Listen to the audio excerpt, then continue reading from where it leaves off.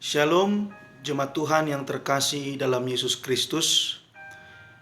Kita akan mendengarkan sapaan firman Tuhan yang tertulis dari Kisah Para Rasul pasal 4 ayat 32 hingga ayat 37. Adapun kumpulan orang yang telah percaya itu, mereka sehati dan sejiwa. Dan tidak seorang pun yang berkata bahwa sesuatu dari kepunyaannya adalah miliknya sendiri, tetapi segala sesuatu adalah kepunyaan mereka. Dan dengan kuasa yang besar, rasul-rasul memberikan kesaksian tentang kebangkitan Tuhan Yesus. Dan mereka semua hidup dalam kasih karunia yang melimpah-limpah. Sebab tidak ada seorang pun yang berkekurangan di antara mereka, karena semua orang yang mempunyai tanah atau rumah menjual kepunyaannya itu, dan hasil penjualan itu mereka bawa dan mereka letakkan di depan kaki rasul-rasul, lalu dibagi-bagikan kepada setiap orang sesuai dengan keperluannya.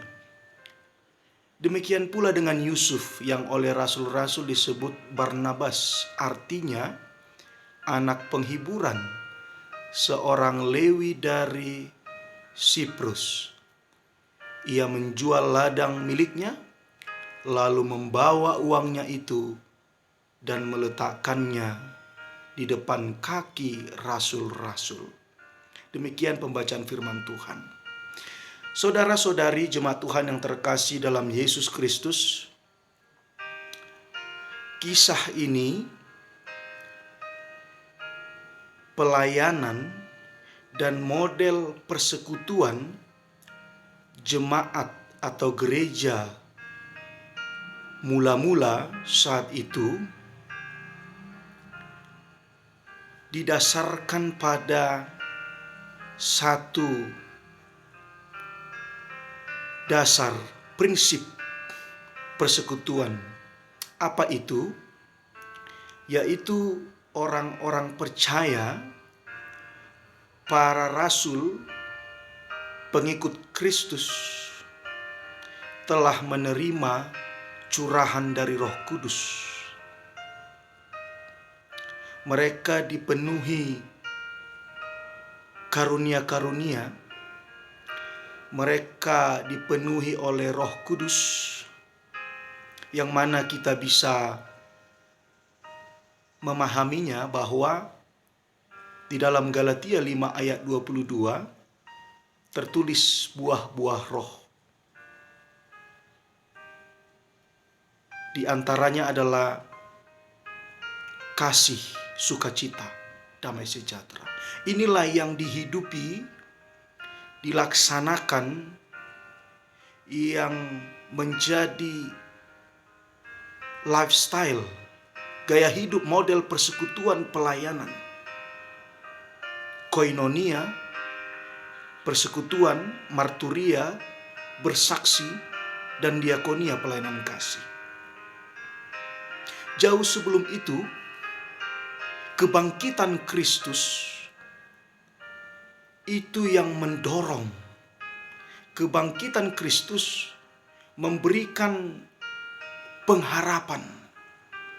Kebangkitan Kristus memberikan makna yang baru bagi kehidupan orang-orang beriman. Mereka berangkat meninggalkan keluarga, meninggalkan kehidupan mereka, keluar dari zona nyaman untuk memberitakan kabar baik, memberitakan Injil, good news, bahwa Kristus telah bangkit. Mereka beritakan di Yerusalem, Yudea, dan bahkan ke seluruh dunia. Kebangkitan Yesus Kristus dan curahan Roh Kudus itu menjadi dasar pondasi yang mengiringi kehidupan pelayanan di dalam jemaat mula-mula. Mereka sharing and caring, berbagi dan peduli. Sehingga dikatakan tadi di nats ini bahwa tidak ada satupun di antara mereka yang merasa kekurangan. Karena mereka berbagi, saling peduli. Dan tidak seorang pun di antara mereka yang mengatakan, ini adalah kepunyaanku, ini adalah milikku. Aku memberikan lebih banyak dari engkau. Tidak. Mereka tidak mengungkit apa yang mereka berikan.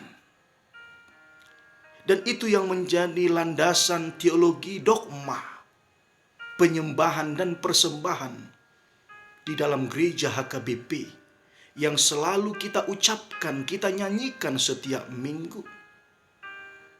Nafas, tubuh, jiwa, roh kita, harta, dan kepunyaan kita, kupersembahkan kepada Tuhan. Dan di dalam doa nyanyian persembahan itu dikatakan, naso usatoku, yang tidak akan diingat, yang tidak akan dihitung-hitung. Itu yang menjadi kehidupan jemaat mula-mula. Lalu apa yang mereka punya, mereka kumpulkan, mereka letakkan di bawah kaki rasul-rasul dengan segala kecakapan, karunia yang dimiliki oleh para rasul. Rasul-rasul memanage, membagi-bagikan, sehingga pelayanan pada jemaat mula-mula itu pelayanan yang holistik. Saudara-saudari yang terkasih dalam Yesus Kristus, apakah model, bentuk, corak persekutuan dan pelayanan jemaat mula-mula ini masih relevan di dalam kehidupan jemaat gereja dewasa ini? Apakah kita jemaat harus menjual rumah, menjual tanah, lalu hasil dari jual yang kita jual itu, harta kita itu kita persembahkan? Mungkin tidak harus seperti itu, ya. Tidak harus 100% kita mencontoh. Tetapi yang pasti prinsip, semangat kebersamaan, sharing and caring, pelayanan yang holistik, partodion, spiritualitas, dan pardagingon, jasmani, itu menjadi lengkap, komplit, sikup. Dan ini akan selalu terus-menerus relevan pada zaman kita saat ini, jemaat atau gereja dewasa ini. Oleh karena itu, marilah membangun kehidupan bergereja. Marilah membangun kehidupan persekutuan koinonia, kehidupan bersaksi marturia, dan kehidupan diakonia yang holistik, yang penuh hospitalitas. Wajah gereja, wajah yang ramah. Wajah gereja, wajah yang bersahabat. Wajah gereja, wajah yang mau berbagi, mau peduli. Di situ ada simpati dan empati, sehingga gereja itu bisa bertumbuh, berakar, dan menghasilkan buah. Saudara-saudari jemaat Tuhan yang terkasih di dalam Yesus Kristus, mari firman Tuhan mengajak kita, gereja kita berdiri, gereja kita ada di dunia, eksis di dunia, Mungkin sebagian gereja sudah berumur ratusan tahun, puluhan tahun. Ada yang sudah pesta emas, pesta perak, bahkan melaksanakan jubileum di gerejanya. Firman Tuhan mengingatkan, sudah bagaimana dan sejauh mana kehidupan persekutuan di tengah-tengah gereja kita. Selamat menghadirkan, membangun persekutuan yang didasarkan oleh kebangkitan Kristus di dalam kasih, berbagi, peduli, ramah, gereja yang bersahabat bagi jemaat, bagi setiap orang, bagi seluruh ciptaan. Bertolong-tolonganlah kamu menanggung bebanmu, demikianlah engkau memenuhi hukum Kristus, perintah dari Kristus. Berbuat baiklah kepada siapa saja selagi engkau bisa, tetapi terlebih lagi kepada saudara-saudari seiman. Tuhan memampukan kita. Tuhan menopang gerejanya. Kebangkitan Kristus menjadi dasar membangun persekutuan di dalam kasih dan persaudaraan. Salam dari saya, Pendeta Jan Perdana Putra Limbong. Horas, Tuhan memberkati.